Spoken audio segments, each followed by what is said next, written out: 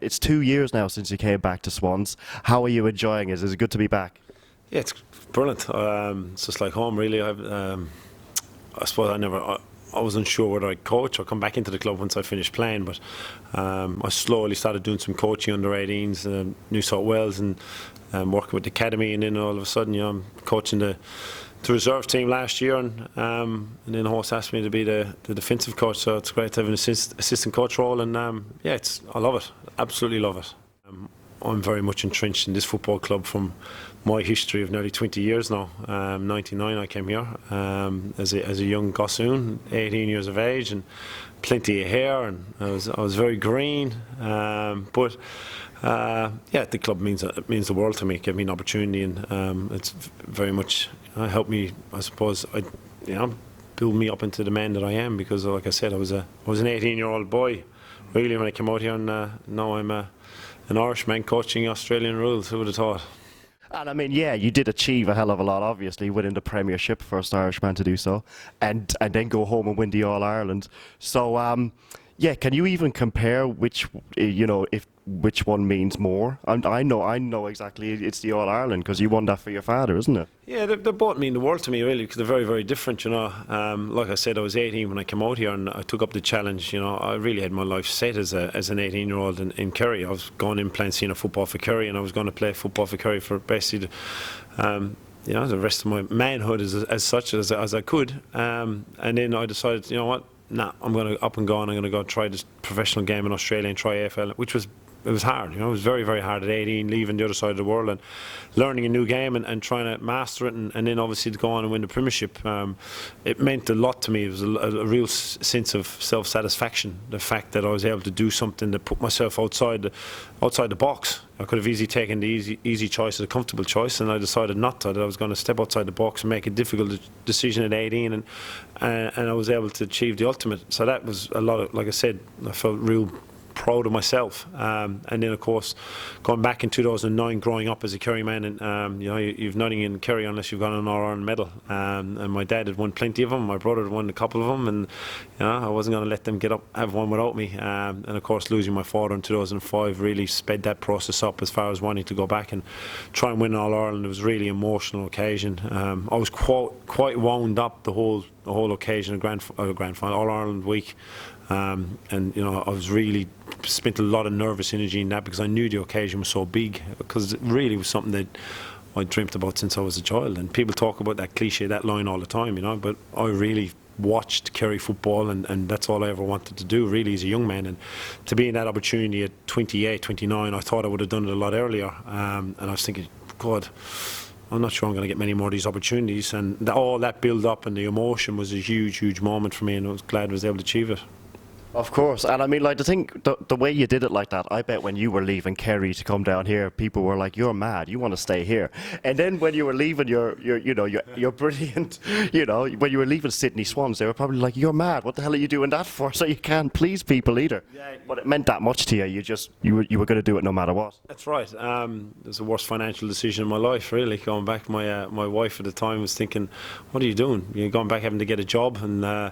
Leaving a lot of money behind, a full-time professional contract, but it was something that I had to do and I wanted to do, and I knew that if I didn't do it, I wouldn't have been happy in life, and I'm glad I went back and actually tried to do it. And it would have been interesting if I didn't win it, what I would have done. Would I have stayed in Kerry? I'd probably still be in Kerry, I'd say, if I didn't actually win it. And I doubt I would have come back, and at that age, 28, 29, I probably would have been too old to come back, having spent 2 years out of the game of AFL. I came back and played 2 more years.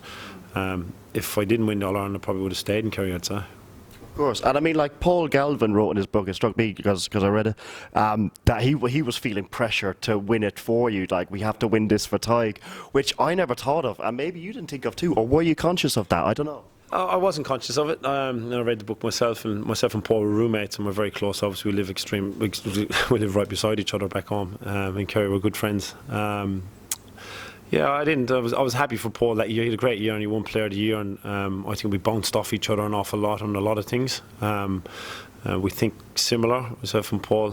We play similar. And it was, I didn't at the time when I read it. I was like, well, I was kind of still hooked up in my bubble a bit about trying to do my role for the team and play for the team and get things done. And but yeah, there was a real sense afterwards. A lot of those players had won all Ireland medals. Yeah. 4 or 5. The O'Shea's, obviously, Mark and Tomas and Dara playing his last one meant a lot as well. Well, let's talk about some of the Irish guys that are out here now, because of course there's 14 and it's a record number that are on AFL lists now. Do you take a bit of pride yourself that you might have inspired, well, you certainly have inspired them to come down here and give it a go, or is that something you don't think about? Oh, definitely. I know myself when I was in that situation, I built up a great relationship with Jimmy Steins and Sean White, who were here previously. And when someone with a similar background and culture of yourself is able to achieve, Jimmy obviously winning the Brownlaw, it gives you a sense of, you know what, I can actually do this. Someone has done this from a similar background, a similar game as myself, and you get some confidence knowing that people have been able to go through that, and that's what I've tried to do. It happens later in your career. 24, 25, 26, I started understanding what I was doing and the impact I was having, and trying to provide opportunities for young men from Ireland. And there's a lot been coming out. It's hard to do, and it's not easy. But the more and more success we're having as Irish players, the more and more clubs are going to go, you know what? There's a talent pool here that can play the game, that are able to do it and handle the transition, especially as the transition. But also, football clubs are wealthier now, and there's more coaches involved, and the welfare is unbelievable as far as handling the transition for young men from Ireland to come out to Australia and play the game.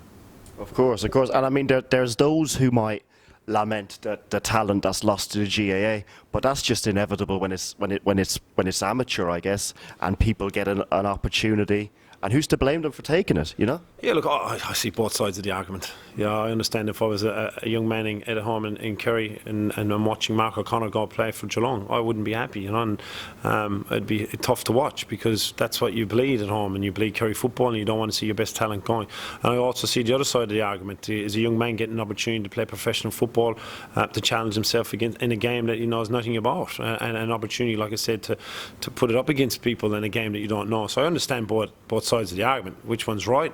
Who knows? I know the fact that I've been able to live both of them, in fact of going back and play football at home and play as a professional here with the Swans, it's a tough one, and I see both sides of the arguments. I understand both sides of the arguments, but I also understand that there's been about close to 70 Irish players that come out here. There's only 3 of us that have played over 150 games of AFL football. The majority go back. That's the first thing I say to players and anyone that talks to me about coming out here. Sorry about the French, but it's fucking hard. And it's a hard thing to do, because you're playing a game that you knew nothing about, and you haven't been able to grow up with it, and you don't understand it, and it's tough. And the majority of players go back, and they go back better Gaelic footballers, because they've lived in the environment of being a professional for a couple of years. Of course, and I mean, at the moment now, we got nearly some very, very established lads like Pierce, Zach, and then there's a crop below that, which Colin's into, the ones that are establishing themselves, and then there's the brand new guys. So who's to say we couldn't have another Irish Premiership winner? You can't write it off at this stage, can you? That's right. There's 2 of them at Geelong at the moment that are top of the ladder, in Zach and Mark. So I'm hoping my record stays on top, that the boys don't get over the line. I'd love for Colin O'Riordan to win it, to be the next Irishman to do it. Means we're winning a Premiership also. Of course. Of course, and yeah, let's talk about Colin specifically, because he's made some great progress since he came over. And it was last season he made his debut, and now he's really starting to feature. He's really showing himself to be a useful member of the team, isn't he? He is. Look, it was always a difficult transition for Colin initially. He spent a lot of time playing reserves football and understanding the game and understanding how to play it. And we really gave him the faith and confidence to go and play a block of football, of senior football. He's played 10 games now, and he's played a more under run and playing some really good football and looking strong and comfortable at the level, and that's something that you want from your young players. And he looks like a player that's been playing for 10 years, Colin, and he's very excited. The boys love playing with him, because he gives his all, and his leadership is second to none for a young man that hasn't grown up with the game.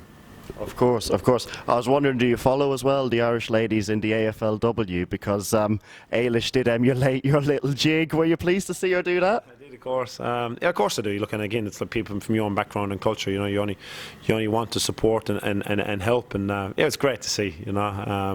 Hopefully we see many more Irish jigs in a couple in September. It'll be nice on the podium. Of course. And what do you think about the international rules? Should something be done there to create more interest? I'd love to see fans get a bit more excited about it on both sides, wouldn't you?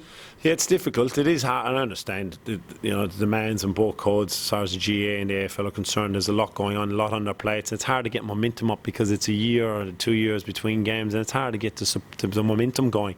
I'm a huge fan of it. It's an opportunity for you to represent your country, which both codes don't get.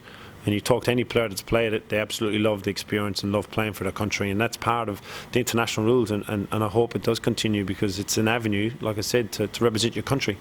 Excellent. I think we should leave it there, Tadhg, but thanks very much. Too easy. Thank you very much for having me.